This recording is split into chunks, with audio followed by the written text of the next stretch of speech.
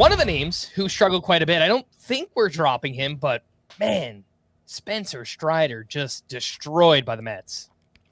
Yeah, 8 earned runs over 4 innings, gave up 3 home runs, only had 7 whiffs on 82 pitches. And now his ERA for the season is up to 4.69, I believe. Yeah. That's pretty bad. Now, it's worth noting it's up basically a run in his last 2 starts alone because he's given up 13 runs in 8 2/3 innings in that stretch. But he hasn't had a quality start in 4 turns. His last one was on July 18th. He just hasn't been nearly as effective as last season. And if you look at the pitch-by-pitch data, the slider still looks like an elite pitch, right? It's getting a ton of whiffs, 50% whiff rate, 254 xWOBA. That's excellent. Curveball. I mean, it's a very small sample size. He's only thrown 83 of them, but that has a 52% whiff rate and really good results on balls in play. And then the fastball is just bad now. And you expect 4-seamers to have worse results both on balls in play and on swings and misses than your breaking balls, just because hitters aren't swinging at as many of them. You're throwing a lot more of them in the zone. It just generally, that's what happens. But Spencer Strider went from, in 2022 and 2023, having a very, very good fastball, 317 xWOBA in 2023, 29% whiff rate. This season, 370 xWOBA before tonight, 16% whiff rate with the 4-seamer. He's down almost 2 miles per hour with that pitch.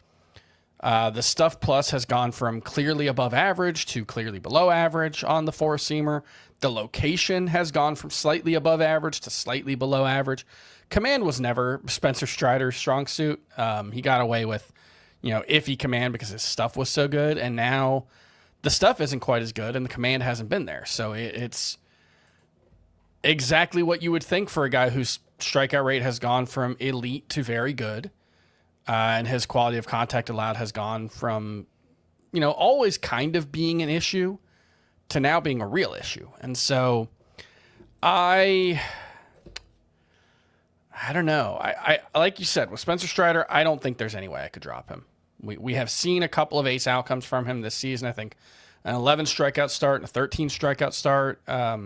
You just don't want to risk someone else picking him up and him figuring it out. He figures it out, but putting him on the bench, maybe. I think benching him is perfectly reasonable. I think he's a risky start next week either way. I think the more interesting question is starting to look ahead to 2026 and what to do with him there. And one thing that I really am planning on doing this offseason is kind of doing a big deep dive on the internal brace procedure guys. We've had him, Spencer Strider, Lucas Giolito. Drew Rasmussen is actually a pretty big win. But I want to, we're starting. The database that I have access to only has like 55 players having the internal brace procedure. Not all of them were in the majors. Not all of them ever got to the majors.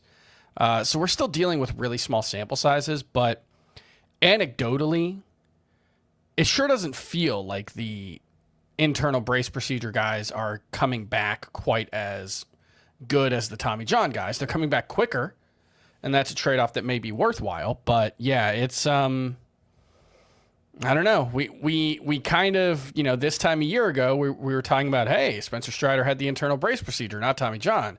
That means he'll be back quicker. This is a good thing.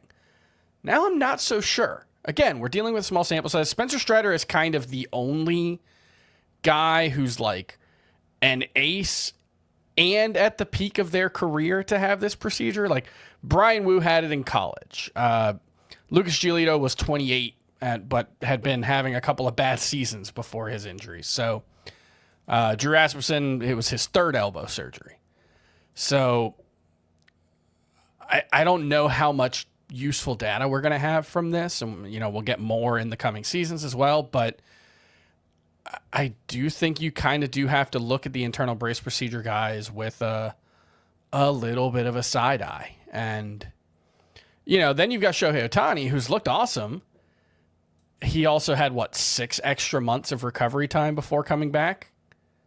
and is being worked back super, super slowly. So it's a completely different situation. So it's all to say that just eyeballing it right now, Spencer Strider ended up being like a top 75 pick over the final 10 days of draft season. Once we saw him in spring training, his draft price just skyrocketed. He can't be that for 2026. He was the number 16 SP over the final 10 days of draft season. That was a mistake. Yeah. But I kind of just eyeballed it and think like right around 100, 110 overall, right around 30 to 35 in SPs. That's probably where I'm going to draft him. I have no idea. Like, that is just completely pulled out of my rear end.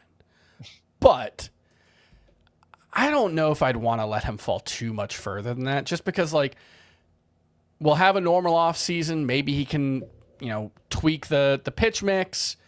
Part of the problem is the fastball's bad and he just doesn't have anything else in that velocity range. He doesn't have a sinker. He doesn't have a cutter. Maybe it's time to start working on one of those pitches. If the fastball can't be, an anchor of his arsenal, maybe the velocity just comes back. Maybe the command's better next year. I still think both in the short term and the long term, there's too much demonstrated upside to just give up on Spencer Strider. Yeah. He will be a very tough case to figure out this offseason. Scott and I spoke about this last week.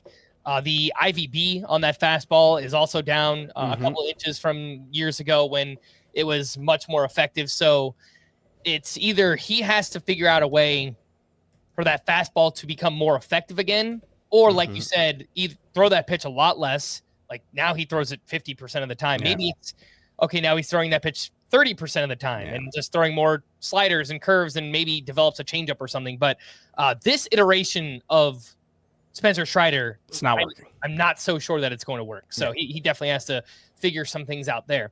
We spent a lot of time on Spencer Strider. Chris, did you want to just put a number on that? 1 to 10, 10 being you're extremely worried. You couldn't be more worried about a player. 1, you're not worried at all. Where does Spencer Strider fall in that worryometer?